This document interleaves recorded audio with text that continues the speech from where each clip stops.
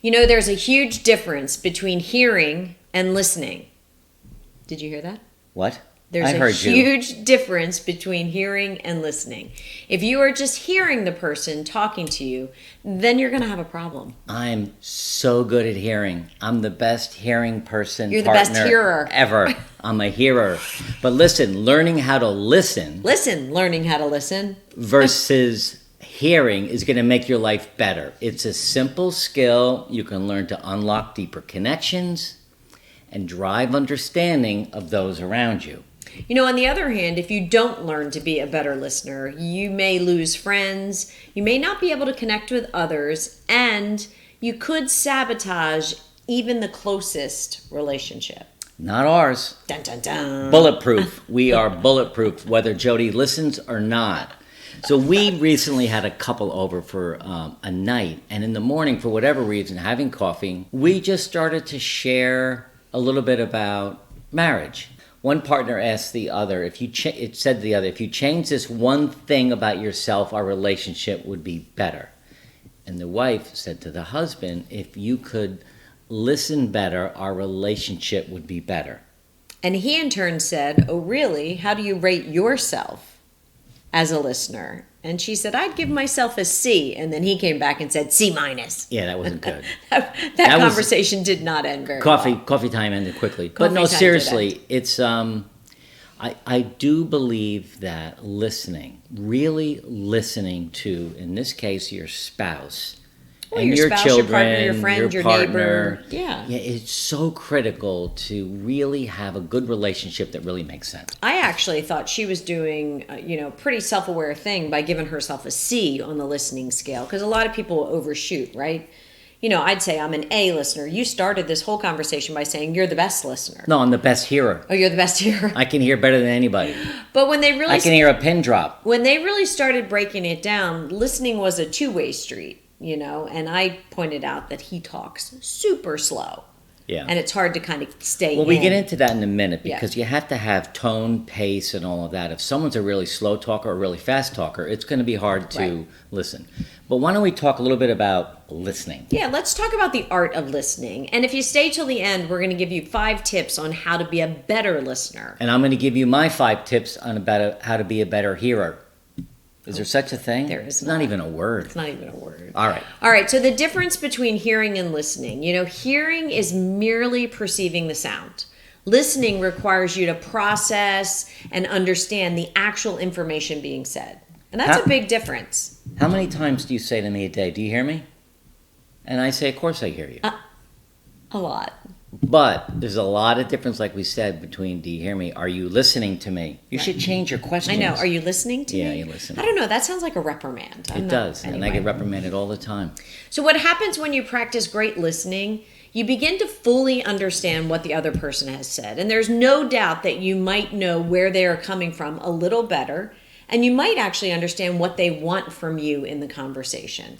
If you're listening really well to the person who's talking to you, they're going to feel loved, they're going to feel cared for, and grateful that you listened. Your relationship is definitely going to deepen every time you practice good listening.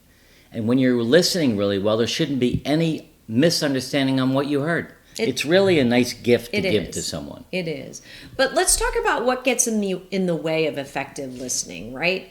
First there could be some internal barriers, some personal biases, right? So when someone starts talking about something that I don't agree with or something that I am actually emotionally against, it gets difficult to be a good listener. You kind of shut down. I do. I kind of wall Not off. you. Everybody does. Yeah, definitely. Or preconceived notions about what it is they're going to say, and you've got an idea what they're going to say, and you're so worked up thinking about that, you're not really listening to what they're saying. I actually have a friend that does that. She finishes most of my sentences, and sometimes I'm not actually going in that direction. So it does cause a little bit of an issue for sure. Well, the other problem that people run into could be their emotional state. I know if I'm upset or stressed out or angry or tired, I'm not going to be a good listener. And, we've worked really hard at this to let the other person know this isn't a good time for a deep, heavy conversation. Yeah. And you're also, and not only you, but a lot of people are also, they have a hard time with the external barriers of being a really good listener.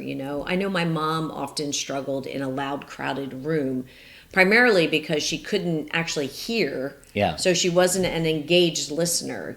I have that trouble in restaurants now. Yeah, you do. I do. You do. And sometimes, I know with my girls especially, if they want to talk to me about something that's heavy or something that's very personal, and there's little or no privacy for us to do that, I'm more worried about what's happening around and who's hearing and those type of things than I am really listening. So I think that's an external barrier. And you need to change that. Yeah. The environment that you're in before you have a discussion like that, so you actually can hear. And sometimes, I don't know if you guys remember the Seinfeld of the close talker or the mumbler. Yeah. Sometimes people just don't speak loudly enough, and it's hard to actually hear, therefore difficult to listen. So those are some barriers that I see. Well, the other thing that's important is to pay attention to nonverbal cues when you're listening. Body language. If someone is like this when they're talking to you, they're holding back something, or their facial expressions. Or the other thing is the tone of voice or the pace of voice. If they're talking really fast, they're trying to get it out really quickly. You need to ask them to slow down so you actually can hear what it is they're saying, or they might be talking too soft or too loud. Right. So those are all other factors that affect whether you can listen well or not. You really need to pay attention to all of this, pointing fingers, hands, like you said, arms crossed, leaning forward or leaning in to really hear what someone's saying, or leaning back, looking away. I don't know if you've ever had a conversation at a dinner party or at an event or maybe a nonprofit event where you're talking to somebody and you're really trying to get your message across and they're looking over your shoulder or they're looking at someone else walking in the room. So, it's important as the listener to really practice and understand nonverbal cues that you see, but also ones that you do yourself. We weren't going to talk about this, but if you're the speaker talking to the listener and they're doing that, isn't it a conversation? Aren't you both speakers and listeners? Well, but if you're talking to a person and they're looking at you, then they look over your shoulder and you kind of go like that and see that they're waving to somebody else. They're not listening. Right. So it's probably a good idea to take a time out and say, is this a bad time? Yeah. Because I think that's helpful versus just getting annoyed. That's true. So the fourth great skill for good listening is using empathy. And this is so critical and important. Don't you? Do you agree with that? I do. And it starts you not only from a listening perspective, but also from a learning and understanding perspective, kind of on common ground, And it's definitely, empathy is definitely a skill you can learn, If you're listening to somebody, trying to put yourself in their shoes. Yeah. Is your chair ripping? No, it's close to ripping now. About to lose my chair, Mark's folks. chair is about to go down. You see me go down, you know what happened. But if you're listening to somebody, you do try to put yourself in their shoes, truly understand where they're coming from, and really listen to their perspective. And you don't want to be listening and then cloud the listening with your own agenda and perspective. This is where people run into trouble. You've really got to have a blank mind, not think about anything else. Don't think about your answer, and just listen to what they have to say. Okay, so you've all listened to that really well.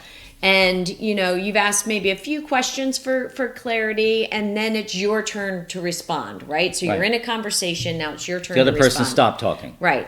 And that brings us to the fifth skill, which is really responding effectively after listening. Yeah, and I think there's certainly a right way and a wrong way. Many times people aren't looking for an answer. So the first step really is to reflect and paraphrase everything they just said.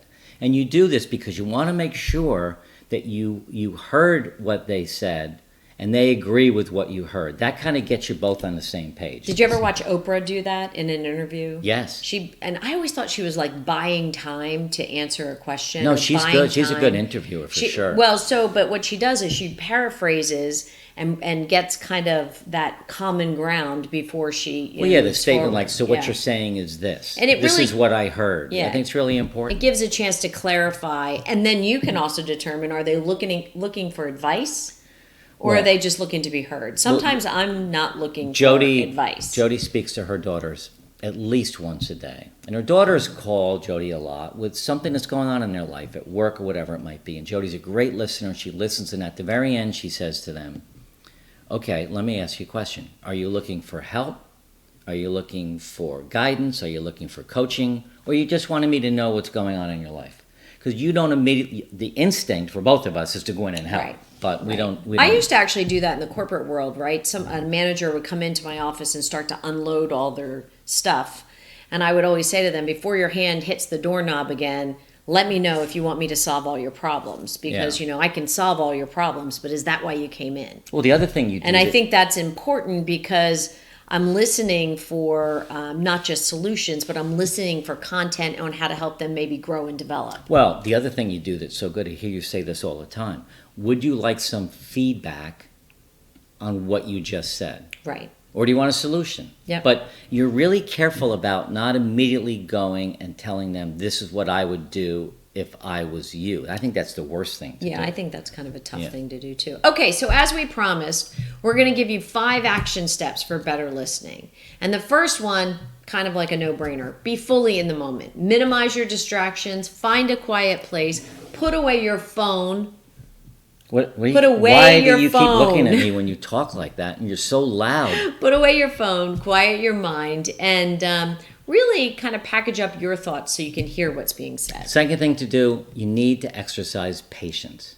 Don't interrupt the speaker. Let them finish their thoughts and respect their viewpoint. So if you can just slow down and let them say what they need to say without interrupting them, that's the gift part of being a good listener.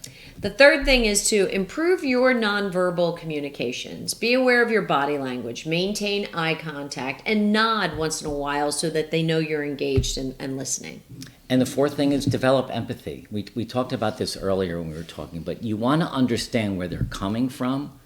Put yourself in their shoes and understand their feelings and perspective. There's no judgment allowed in good listening. Right. The fifth thing is provide thoughtful feedback if they want it.